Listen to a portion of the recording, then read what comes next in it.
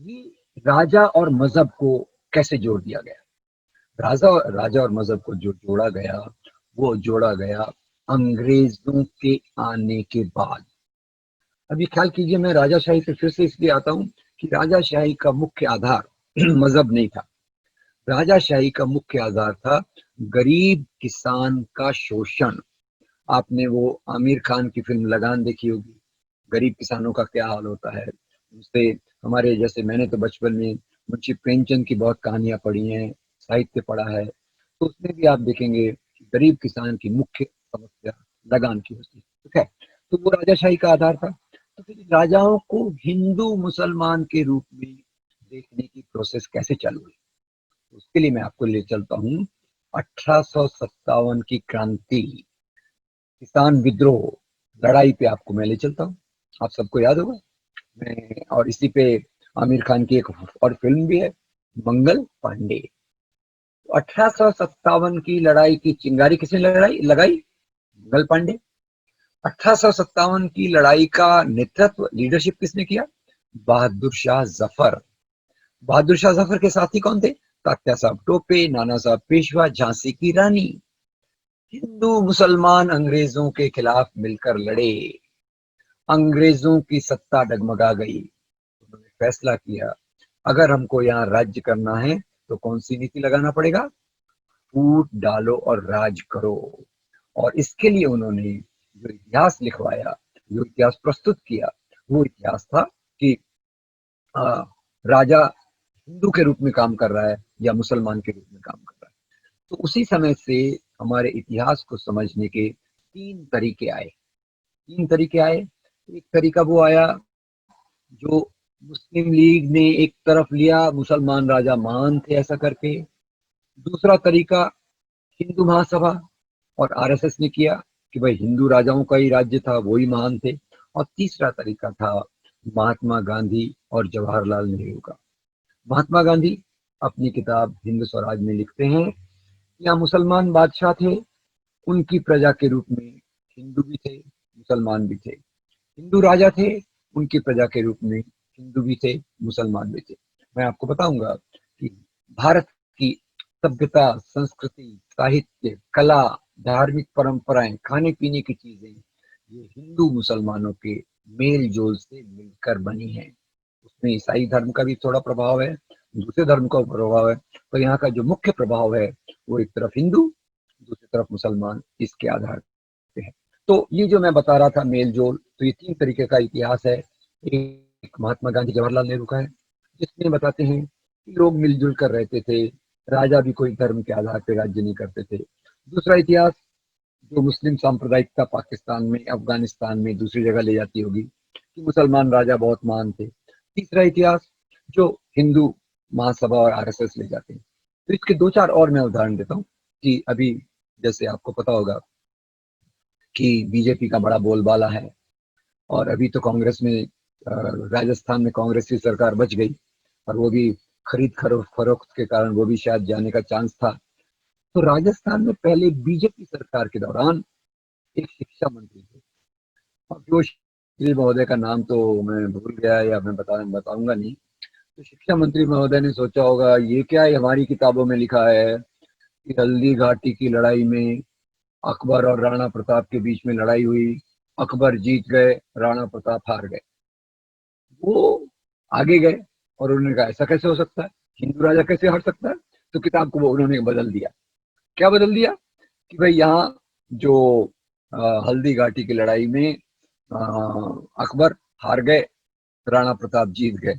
अब खैर उनसे कभी मुलाकात तो नहीं होगी, और मुलाकात होगी तो मैं उनको बताऊंगा भैया कि हल्दी घाटी की लड़ाई में अकबर की तरफ, अकबर की फौज में अकबर खुद नहीं थे, तो सेना का नेतृत्व कौन कर रहा था? उनका नाम था राजा मान सिंह। सेना किसकी है? अकबर की। और उसका कमांडर इन चीफ कौन है? राजा मान सिंह। और दूसरी तरफ राणा प्रताप जी हैं, और राणा प्रताप के एक बड़े सिपह सालार का नाम था हकीम खान सूर। तो बताइए, अकबर की सेना में केवल मुसलमान है क्या? नहीं, मुसलमान भी है, हिंदू भी है। राणा प्रताप की सेना में केवल हिंदू है क्या? नहीं, हिंदू भी है, मुसलमान भी है। तो ये लड़ाई दो मजहबों की लड़ाई है क्या? हिंदू मुसलमान की लड़ाई है क्या? नहीं, ये लड़ाई दो राजाओं की है। ये लड़ाई मजहब के लिए है या सत्ता के लिए है, पावर के लिए? तो ये लड़ाई पावर के लिए।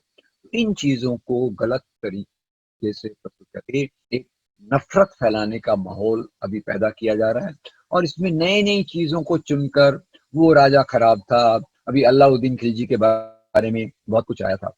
अलाउद्दीन खिलजी का आपको बता दूं, अलाउद्दीन खिलजी का वो जो फिल्म आई थी क्या, पद्मावत, आपको याद होगा। अब उसमें जो अलाउद्दीन खिलजी को बताते हैं एक खूंखार आदमी जो जंगली के जैसा मटन खा रहा है, औरतों के पीछे भाग रहा है, ये चित्र पूरा उसकी हकीकत से दूर है।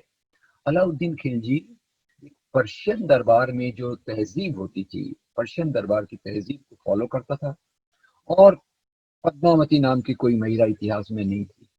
माफ कीजिएगा, मैं बीच बीच में खुद के बारे में थोड़ा बताऊंगा। पद्मावत पे मैंने एक वीडियो भी बनाया, एक आर्टिकल भी लिखा, और सच्चाई बताने की कोशिश की कि वास्तव में अलाउद्दीन खिलजी को जो ये किया जाता है वो एक मुसलमानों के प्रति नफरत पैदा करने के लिए किया जाता है। और ये पद्मावत नाम का एक उपन्यास था जो मलिक मोहम्मद जायसी ने लिखा। बाद में उसके गीत पॉपुलर हो गए, और अंग्रेजों ने उसको उठा के अपनी इतिहास की किताब में डाल दिया कि भाई ये इतिहास है, जबकि उसका कोई इतिहास से लेना देना नहीं है। अलाउद्दीन खिलजी की दोस्ती सूरत के एक हिंदू राजा से थी। अलाउद्दीन खिलजी का जो चित्तौड़ पे आक्रमण है वो कोई पद्मावती के लिए नहीं था। याद रखिए, पद्मावती नाम की कोई सुंदर स्त्री या जो भी स्त्री इतिहास में थी नहीं।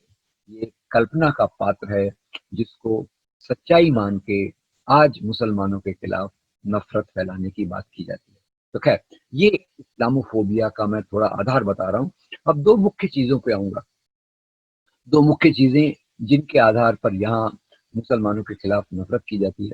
एक तो बड़ा फॉर्मूला हर जगह लिया जाता है कि सलमान राजा घोड़े पर बैठकर आए, उनके एक हाथ में तलवार थी, एक हाथ में कुरान थी, और उन्होंने लोगों को तलवार से डराया कि आप कुरान को स्वीकार करो, मुसलमान बन जाओ, नहीं तो हम आपका सिर कलम कर देंगे, आपको खत्म कर देंगे।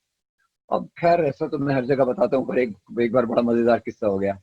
मजेदार किस्सा क्या हो गया, एक कॉलेज में गया, वो कॉलेज के स्टूडेंट थोड़ा ज्यादा सोचते साचते थे। तो जैसे ही मैंने कहा, लोग कहते हैं कि मुसलमान राजा आए घोड़े पर बैठकर, एक हाथ में तलवार थी, एक हाथ में कुरान थी, तो दो चार स्टूडेंट खड़े हो गए, बोले सर ये कैसे पॉसिबल है? अगर राजा के एक हाथ में तलवार है, एक हाथ में कुरान। ये जो मैं बता रहा था कि राजाओं ने कोई मजहब फैलाने के लिए यहाँ नहीं आए। और जैसे प्रोफेसर रोमिला थॉपर बताती हैं कि एक ही राजा हुआ है जिसने अपने धर्म को फैलाया, और उनका नाम है सम्राट अशोक। कौन सा धर्म फैलाया उन्होंने? बुद्ध धर्म। तलवार के आधार पे या प्यार के आधार पे? प्यार से फैलाया। मेरा विश्वास रखिए, जो भी जबरदस्ती से फैलाया जाए वो इस्लाम नहीं हो सकता। इस्लाम की बातें तो आप मेरे से ज्यादा जानती हैं, पर उसमें यही है, एक बात दी हुई है, मेरे लिए मेरा मजहब, आपके लिए आपका मजहब। ये जो एक बात है वो आप ज्यादा डिटेल में उसमें देखेंगे। तो इसका मैं एक दूसरा आपको सबूत देता हूँ। करीब 700 साल तक बहुत सारे मुसलमान राजाओं ने भारत के बड़े क्षेत्र पर राज्य किया। दे ruled large territory of this country for nearly 700 years। अगर वो इस्लाम फैलाना चाहते तो क्या केवल 25% लोग मुसलमान बनते? वो तो बहुत ये कर सकते। इसलिए आप देखिए, औरंगजेब के बारे में कहा जाता है कि जब तक वो 1.25 मन जनेऊ जमा नहीं करता था तब तक तो वो खाना नहीं खाता था। बड़ी कमाल की बात है। अब मैं इसको एक थोड़ा रैशनल एंगल पे ले जाता हूँ। एक जनेऊ, जनेऊ वैसे तो अपर कास्ट पहनते हैं, एक जनेऊ का वजन कितना होगा? 10 ग्राम।